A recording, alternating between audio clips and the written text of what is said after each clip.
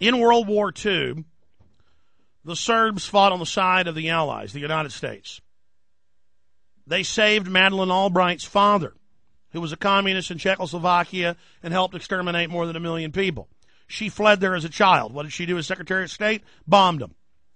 The UN's own numbers, even on Discovery Channel programs, have admitted, oh, well, the Croats and the Muslims killed 3 times the number, in some cases higher, of Serbs, but the Serbs are the mean ones.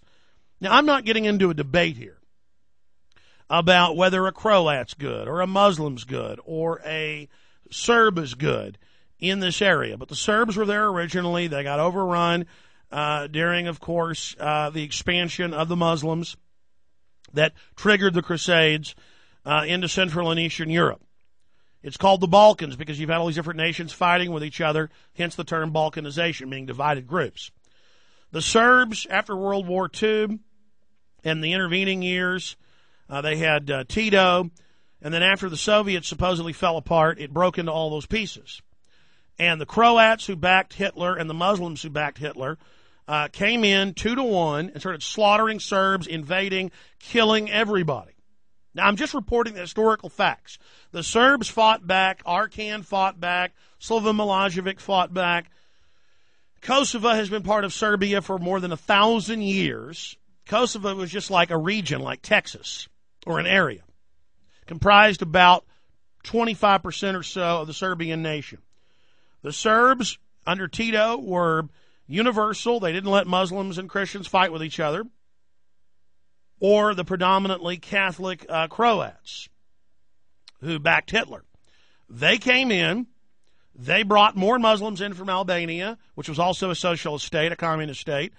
And then the Croats, funded by the CIA in the early 1990s, this is all declassified now, began attacking schools, police, school buses, killing them. Real Al-Qaeda. Bin Laden then went to the region. That's mainstream news. Of course, he worked for CIA. Of course he did. Then when the Serbs fought back, the media hyped it. Hillary went and stood when she was basically vice president with Al Gore. You know, she was basically vice president or co-president with Clinton. She went and stood behind barbed wire fences put up by NATO and said, look, they're behind barbed wire. Or they'd show UN food facilities with barbed wire around them with Serbs and Croats and Kosovoans, KLA, trying to get in to get the food. They would lie. Cover of Newsweek was a lie. They weren't in a camp. They were trying to get in through the barbed wire to the food. But they know how dumb you are. By dumb, you're not paying attention. Oh, look, they're behind barbed wire. They're Nazis. The Serbs did kill people, did ethnically cleanse, but it was about a third what the other groups did. That is admitted. I've done the research. Then they come in, bomb the whole place, blow up the chemical plants, drop DU bombs, massive carnage. They staged the overthrow, the CIA did, of Belgrade, overthrow Slobo, poison him in his jail cell. That's all come out. Serbia has always really been allied with Russia culturally, the Slavic. So this is basically like a big part of Russia being taken right now. Russia denounces Kosovo Declaration.